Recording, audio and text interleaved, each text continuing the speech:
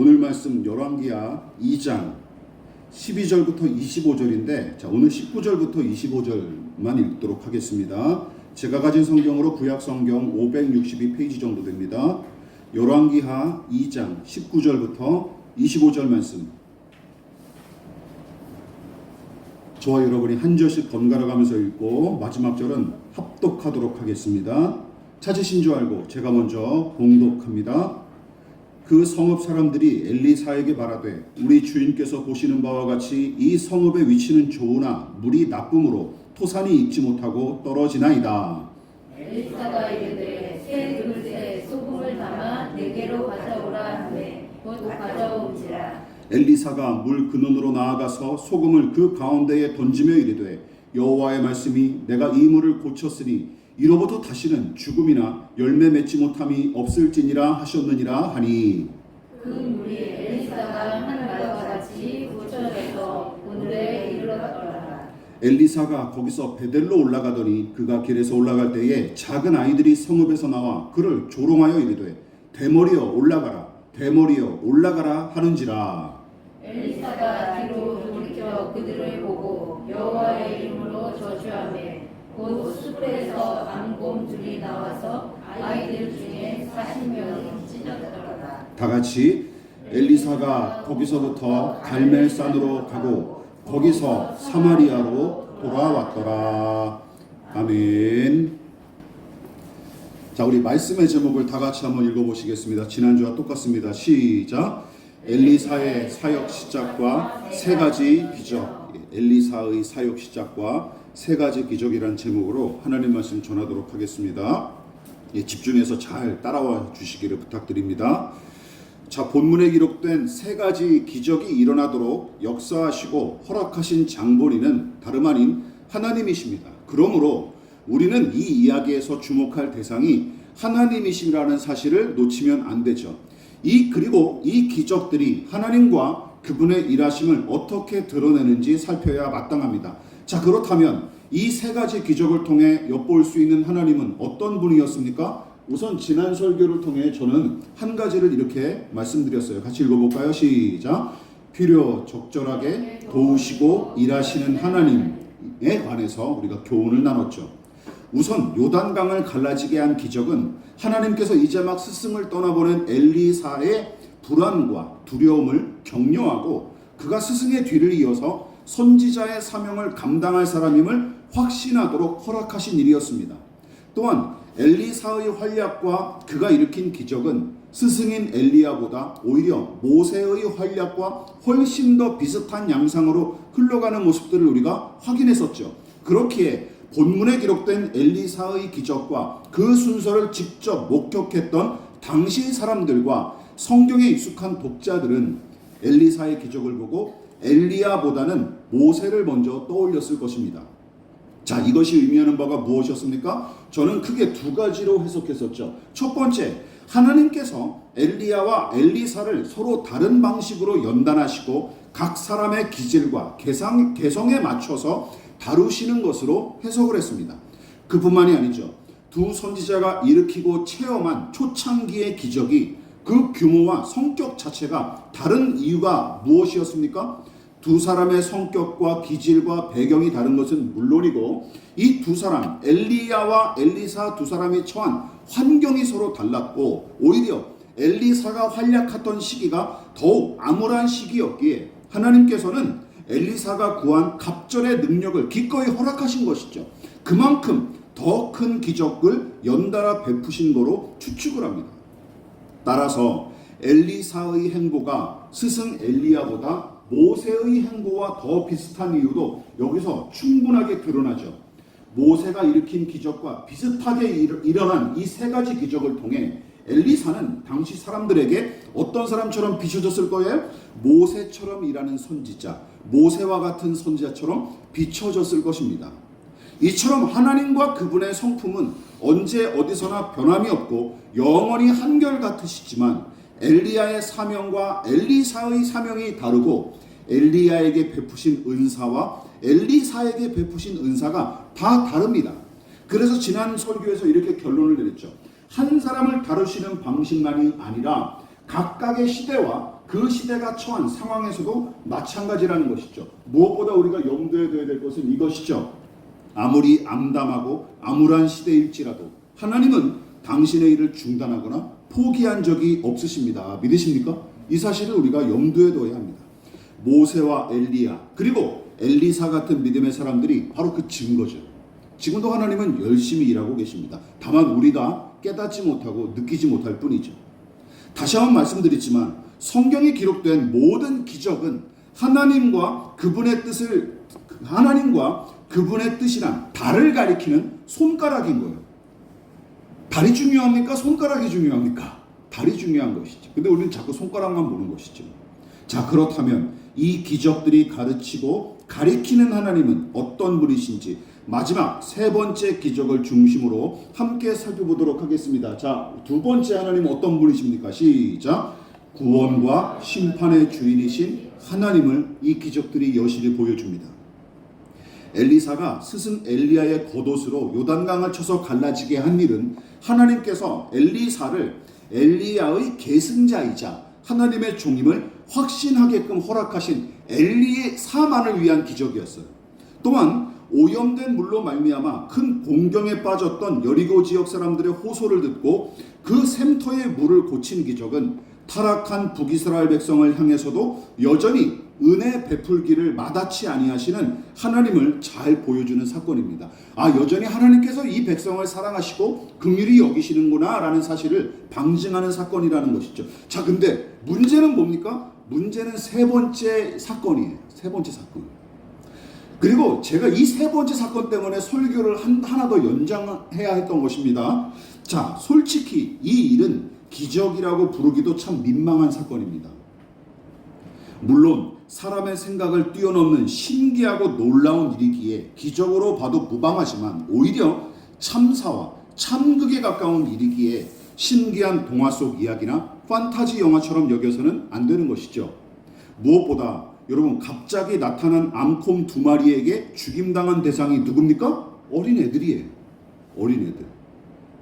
게다가 한두 명도 아니고 몇 명? 42명의 아이가 한날 한시에 끔찍하게 죽임당했을 뿐만 아니라 대머리였던 엘리사 선자의 외모를 조롱하며 꺼져라 하고 외쳐댄 정도로 이 사달이 난 것 자체가 의아하기 짝이 없습니다. 그렇지 않습니까? 대머리라고 부른 거에 대해서는 이 대가가 너무 참혹하지 않습니까? 그렇죠. 우리는 지금 이게 웃긴 일처럼 보이겠지만 그 당시 사람들에게는 이게 얼마나 황당무계한 일이었을까요? 그렇지 않겠습니까? 그뿐만이 아닙니다. 엘리사가 아이들의 이 무례한 말을 듣고도 그냥 선지자답게 하나님의 종답게 묵묵히 참고 아량을 베풀었으면 좋았을 텐데 하필이면 어떻게 해요? 단호하고 칼 같은 그의 성격을 고스란히 보여주듯이 하나님의 이름으로 아이들을 저주한 일은 참으로 찝찝할 따름입니다. 그러니까 세 가지가 너무 찝찝해요. 이 이야기에는. 첫 번째, 이 끔찍한 참사와 심판의 대상이 어린 아이들이라는 사실이죠.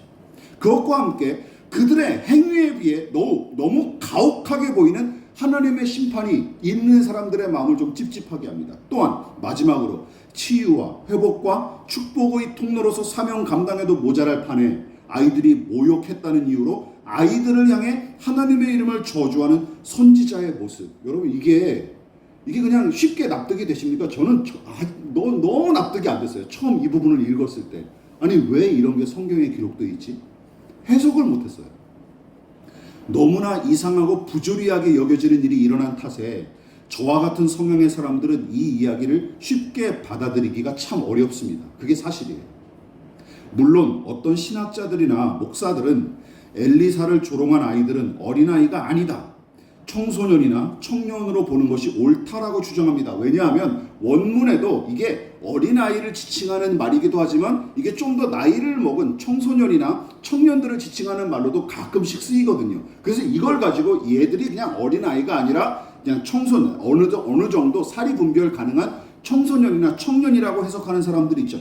왜냐하면 이 끔찍한 일이 순진무구한 아이들에게 일어난 게 아니라 어느 정도 사리 분별이 가능한 젊은이들에게 일어나는 걸로 주장함으로써 그 사람들의 의도는 뭐예요? 자칫하면 엘리사는 물론이고 하나님까지 독자들이 이상한 분으로 바라볼까봐 염려했기 때문입니다.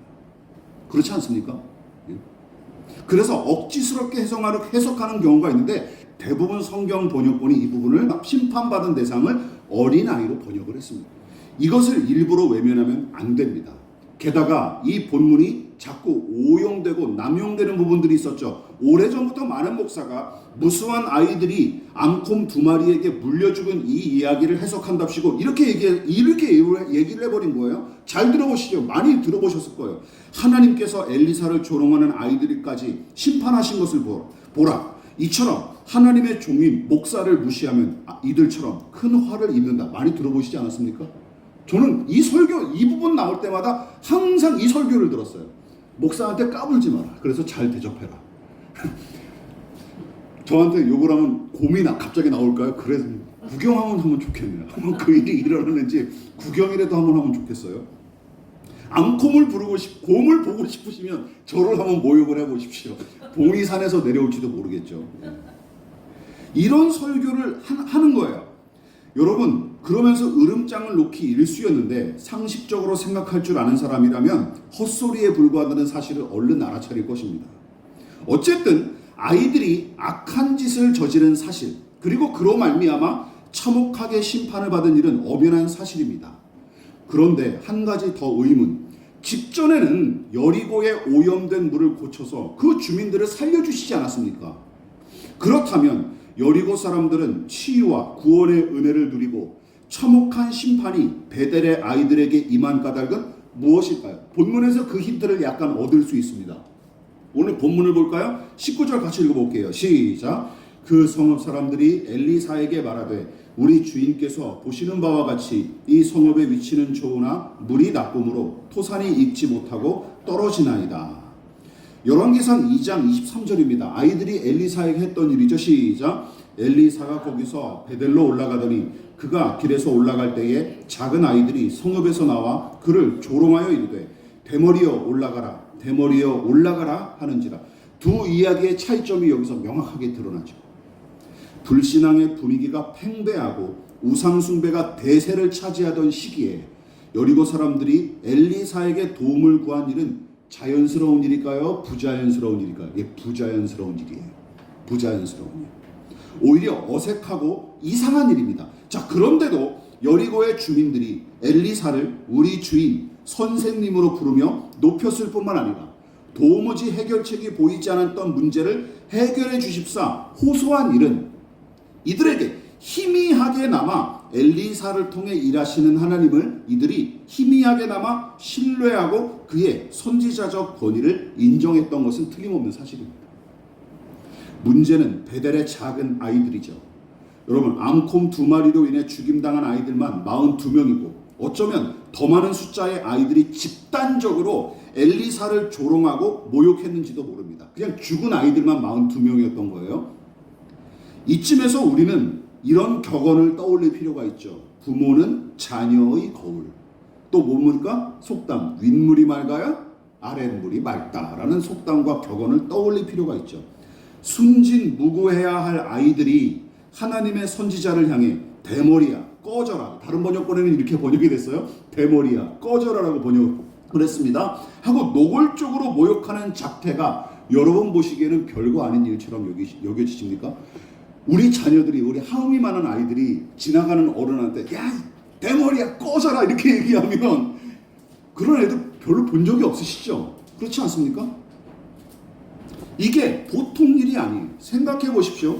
하나님의 종을 향한 아이들의 태도가 이 정도였다면 여러분들에게 질문, 이들의 부모는 물론이고 그 지역의 어른들은 어떠했을까요?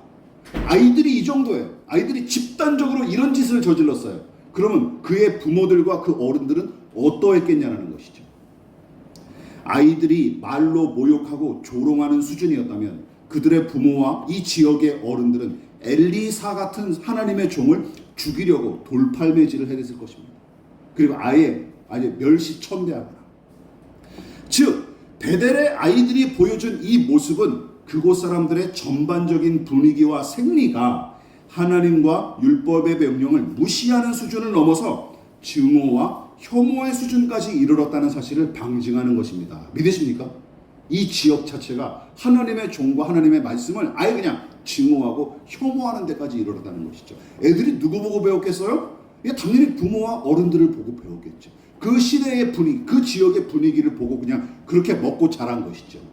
증오와 혐오를 먹고 자란 것이죠, 아이들이. 그러니까 그대로 따라한 것이고. 게다가 여리고 주민들이 물을 고쳐 구원을 받고 베델의 아이들은 처참하게 심판받은 이야기는 우리가 1장에서 엘리야 선지자를 체포하기 위해 파견됐던 50부장과 군사들의 이야기와도 쌍을 이룹니다. 자, 여러분 그 이야기를 떠올려 보십시오.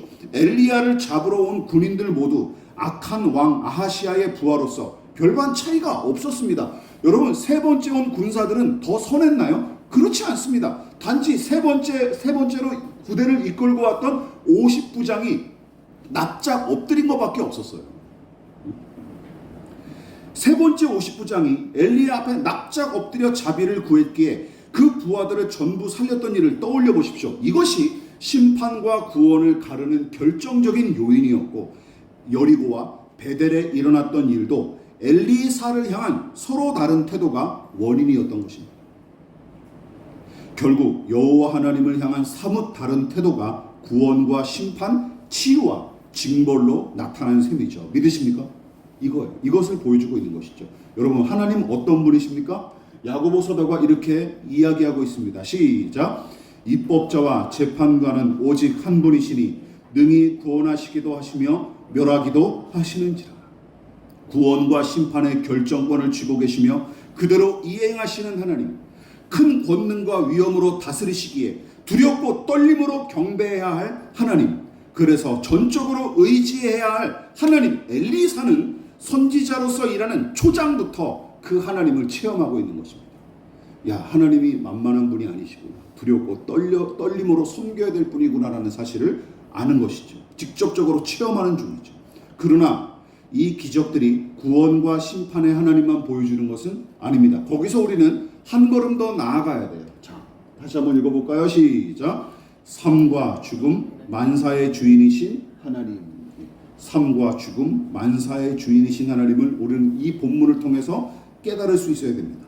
앞서 살펴본 구원과 심판의 주인이신 하나님을 말만 바꾼 것처럼 보이십니까? 예, 그럴만도 합니다. 그러나 이 주제는 앞서 살펴본 내용보다 좀 더 심오한 의미를 갖습니다. 자, 무엇보다 우리가 죽음을 맞이하기, 개인적인 종말인 죽음을 맞이하기 전까지 살아가는 이 세상에서 여러분들에게 한번 질문을 드려볼게요. 사는 것과 형통한 삶, 이것은 믿음과 구원의 결과물이고, 또한 고난과 죽음은 불신앙과 심판이란 도식이 항상 성립하는지 생각해 보십시오. 항상 성립하는지 생각해 보시라는 말씀입니다. 그러니까 완전한 하나님의 나라가 아니라 이 땅에서 우리가 두 발을 디디고 사는 동안에 구원받은 사람들은 항상 형통하고, 믿음으로 살아가는 사람들은 항상 형통하고, 불신자들이나 하나님께 불순종한 사람은 항상 불행한 일이 닥치고 또 심판받게 될 것이다라는 이 등식이 어김없이 적용되는지 생각해 보시라는 내용입니다. 문제는 많은 신자가 이렇게 생각하죠. 믿음으로 구원받고 신실하게 살아가면 어떤 질병도 걸리지 않고 무병장수하며 하는 일마다 잘되고 늘 평안을 누린다. 그러나 하나님을 무시하고 불신앙으로 살면 본문의 아이들처럼 무섭고 끔찍한 일을 당하게 될 것이다 하는 식으로 이렇게 세상과 인생을 재단하는 것이죠. 교회에서 배운 기독교의 몇 가지 교리를 내세워 누군가의 인생을 간단하게 재단하고 결론 내립니다. 이런 실수를 얼마나 많이 그리스도인들이 저지르는지 몰라요. 얼마나 많이. 오래전부터 한국교회가 천박하고 몰상식한 집단으로 낙인 찍혀 비판받고 욕을 먹는 게 어제 오늘의 일은 아니지만 그 이유 중 하나가 바로 이겁니다.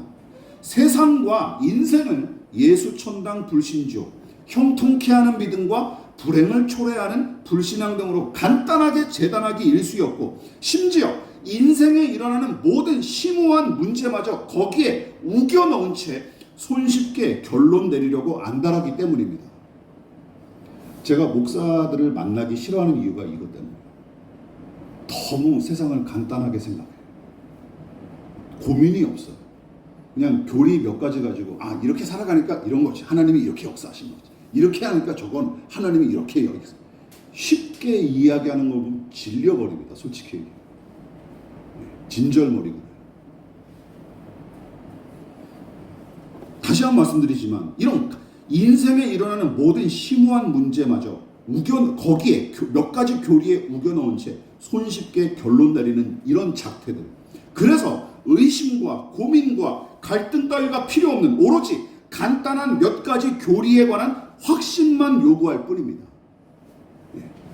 간단한 몇 가지 교리로 구원이 다 완성되고 그것으로 인생을 다 산 것처럼 생각을 해버리는 거예요.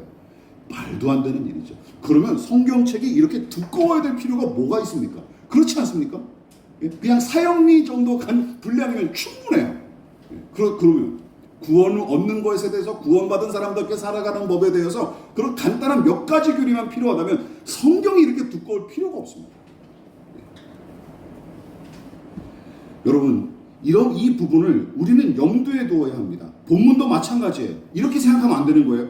여리고의 주민들은 엘리사의 영적 권위를 인정했기에 회복과 구원의 은혜를 얻었고, 근본부터 되먹지 못한 이 베델의 아이들은 엘리사를 조롱했기에 참혹하게 심판을 받은 것이다 하고, 제가 앞부분에 설명했던 이 요소가 분명히 들어있긴 하지만 이렇게 간단히 죄다 싸그리 싸잡아서 결론을 내리면 안 된다라는 것이죠. 생각해 보십시오. 여리고의 주민들은 죄다 신실하고 의롭기에 고침을 받았을까요? 이건 말도 안 됩니다. 반대로 베델의 주민들은 애들을 조차 불량스러운 까닭에 이런 참혹한 일을 당한 거로 생각하십니까? 당시 북이스라엘이 영적으로 어떤 상태였는지 우리는 잊지 않아야 돼요.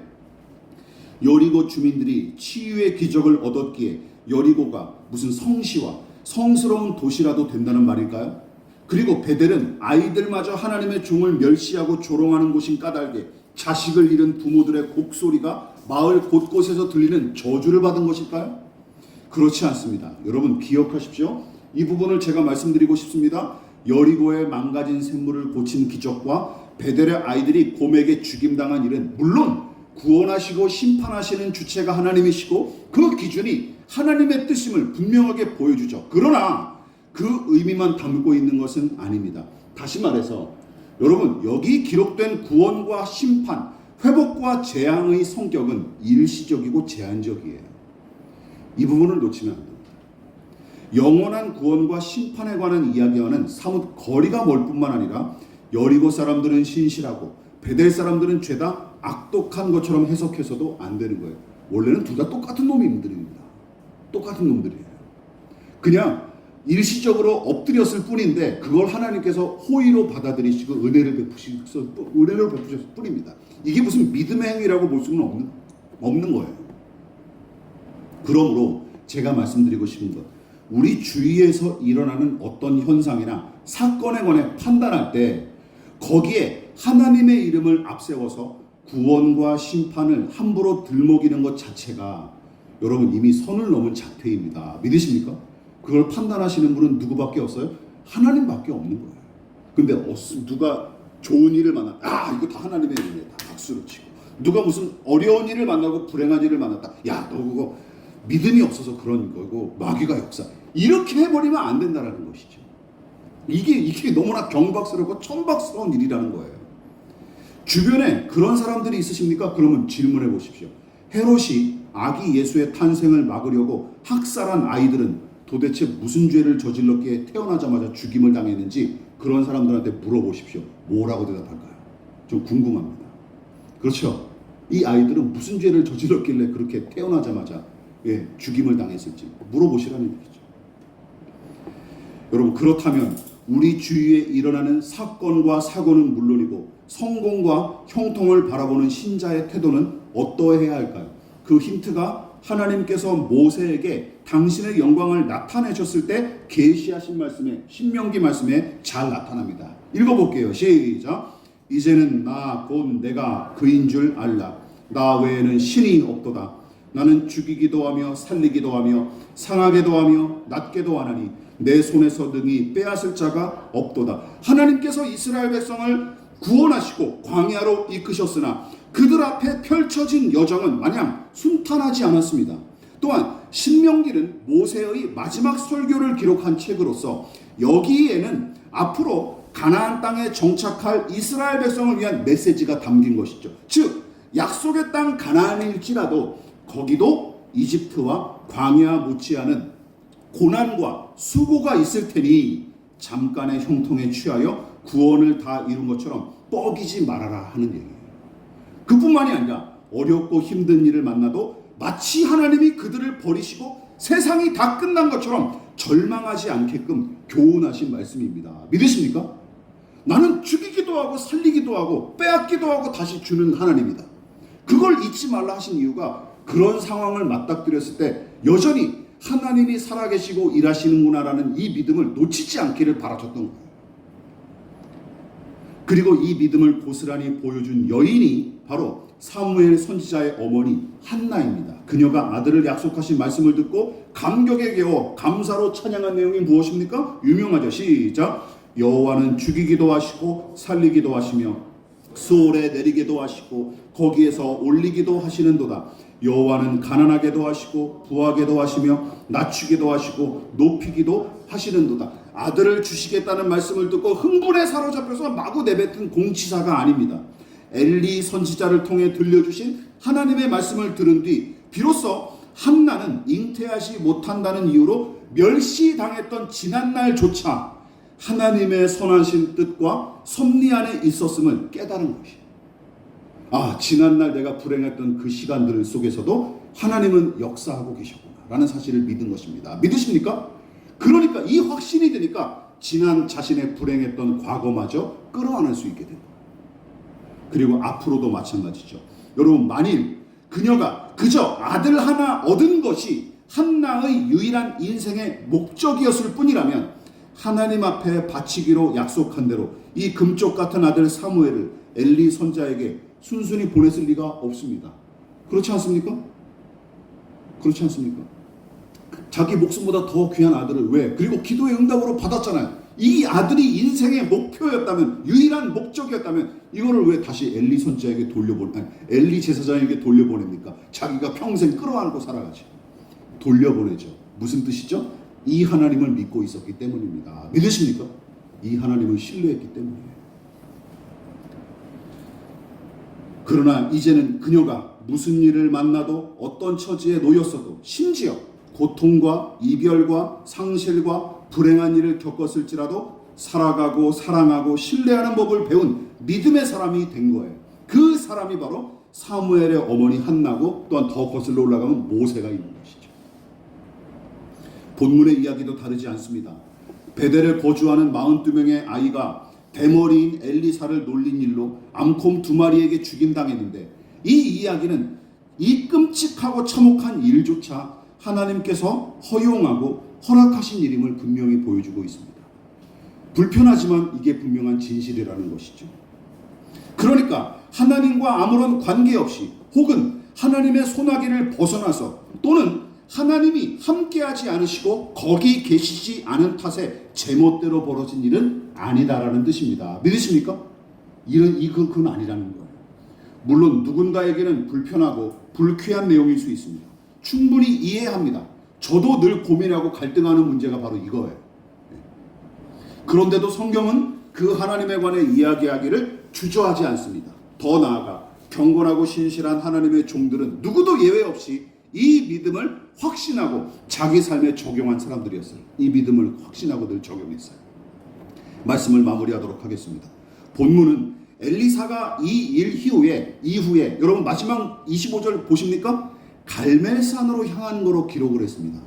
갈멜산에 갔다가 다시 북이스라엘 수도인 사마리아로 돌아왔다고 기록하고 있죠. 굳이 이 내용을 언급한 까닭은 무엇일까요? 자, 잘 들어보십시오. 어린 아이들조차 하나님의 종을 우습게 여겨 조롱하는 세태, 소수의 신자를 제외하면 무수한 백성이 하나님을 등지고 율법은 그 기능마저 깡그리 상실했던 북이스라엘의 분위기, 여러모로 참혹하기 이를 데 없는 이 일로 말미암아 거대한 벽 앞에 서 있는 것 같은 무력감과 두려움을 느꼈던 엘리사였을 거예요. 스승이 느꼈던 그 무력감과 공포감을 엘리사도 똑같이 느꼈을 거예요. 오죽하면 저주했겠습니까? 개를 키워보는 분들은 아시겠지만 대형견들은 막 짖질 않아요. 짖는 놈들은 다 누구예요? 예, 저희 강아지 같은 조그만 놈들이 소형견들이 그렇게 지랄들어요. 하면서 그렇게 덤벼요. 못 모르고 까부는 거죠. 오히려 큰 개들은 지나가다가 진중하게 그냥 씩 한번 보고 그냥 말아요. 엘리사가 저주한 이유도 저는 거기서 봅니다.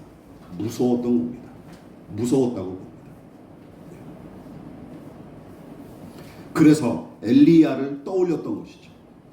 갈멜산 850명의 우상 숭배자들에게 맞서 홀로 하나님께 제사를 드렸던 스승 엘리야를 엘리사는 떠올렸을 것입니다. 그래서 갈멜산으로 향했던 것이죠. 스승이자 영적 아버지인 엘리야가 하나님의 능력을 힘입어 용감히 영적 대결을 벌였던 그 믿음을 되새기고 싶었을 거예요. 다시 용기와 힘을 얻고 싶었겠죠. 그뿐만이 아닙니다. 엘리야에게, 여러분, 갈멜산은, 스승 엘리야에게 갈멜산은 승리의 장소만이 아닙니다. 우리가 열왕기상을 통해서 살펴보지 않았습니까? 거기는 승리의 장소만이 아니에요.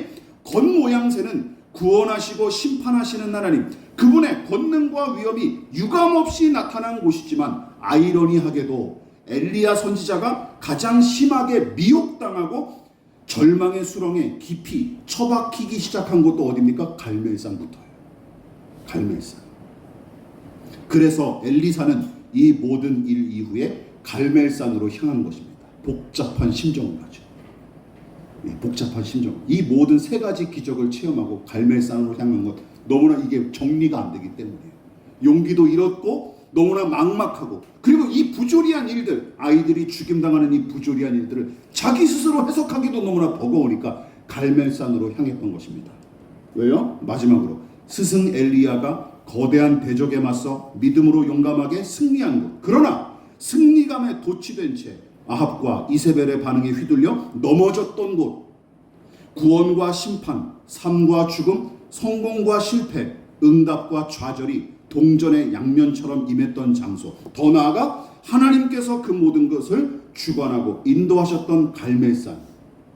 여러분, 지금도 여전히 구원과 심판의 사역을 계속 감당하고 계실 뿐만 아니라 더 나아가 모든 인생의 생사화복을 주관하시고 작정하신 뜻을 반드시 이루시는 하나님, 믿음으로 그 하나님 앞에 나아갈 수 있기를, 그리고 말씀과 기도로 그 하나님을 깊이 만날 수 있기를, 또한 더 나아가 모순과 역설과 부조리로 가득해 보이는 우리의 삶, 그 인생, 갈멜산과 같은 그곳에서 하나님과 마주하며 살아가고 사랑하고 신뢰하는 힘을, 그리고 그 지혜를 얻을 수 있는 저와 여러분 되시기를 진심으로 부탁을 드리겠습니다. 여러분들의 갈멜산을 만들 수 있기를 진심으로 부탁을 드리겠습니다. 기도하겠습니다.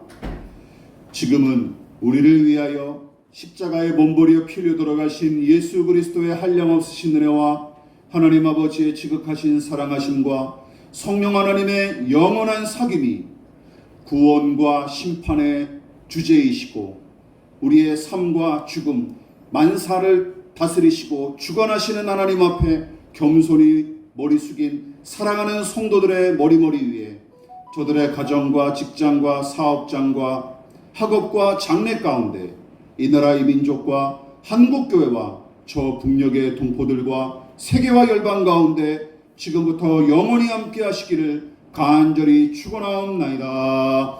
아멘.